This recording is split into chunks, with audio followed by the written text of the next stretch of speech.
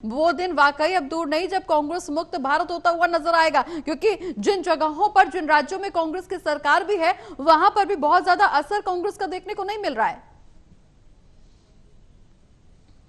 यकीनन ये बात कही जा सकती है कि जहां पर कांग्रेस पार्टी का जो शासित प्रदेश है, कर्नाटक प्रदेश का ही मैं जिक्र कर लूं, तो वहां पर भी जो परिस्थितियां कांग्रेस पार्टी के अनुकूल नहीं रही हैं। जिक्र मैं राजस्थान का भी करना चाहूंगा। यहां पर जीती बाजी हारने का काम जो है कांग्रेस पार्टी ने किया था। बहुत अच्छी परिस्थितियां कांग्रेस पार्टी के लिए संभावनाएं बनी हुई थी, लेकिन कांग्रेस पार्टी ने उन संभावनाओं को खत्म कर दिया।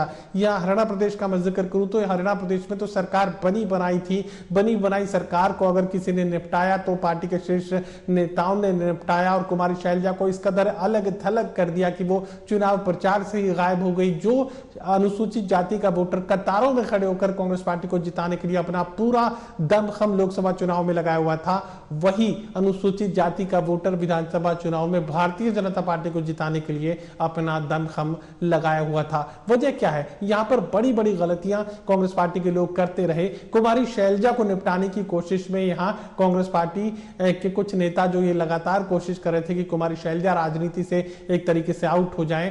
तमाम जो कोशिशें कुमारी शैलजा के खिलाफ देखने को मिल रही थी। कुमारी शैलजा चुनाव प्रचार से क्या गायब हुई?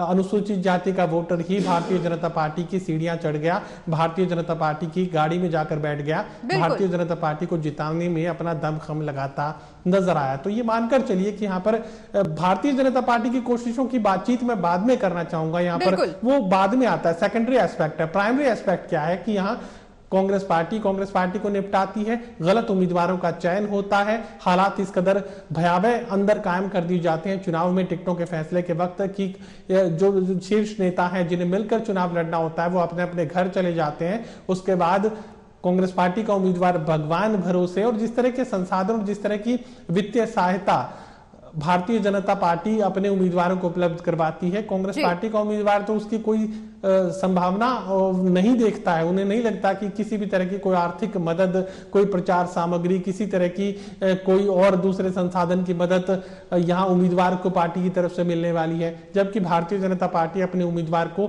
जो थैला उठाने वाले लोग हैं, जिन्हें हम वोटिंग एजेंट भी कहते हैं, जिन्हें हम काउंटिंग एजेंट भी कहते हैं, उनका खर्च भी अपने तरीके से मैनेज करने का काम करती है। भारतीय जनता पार्टी ही है जो चुनावी खर्च का जो पूरा का पूरा राशि है वो खाते में ट्रांसफर करने का काम करती है। यानी उम्मीदवार के पास अगर 5 रुपए भी नहीं है तो भी भारतीय जनता पार्टी उसे बढ़िया चुनाव लड़ाएगी भी और जिताएगी भी। ये परिस्थितियां कांग्रेस पार्टी में देखने को नहीं मिलती। यहाँ टिकटों के लिए भी भाव लगे, और जिन लोगों ने वो भाव दिए उसके बाद पार्टी कार्यकर्ताओं ने, संगठन ने या नेताओं ने उन उम्मीदवारों का साथ नहीं दिया। नतीजा सबके सामने।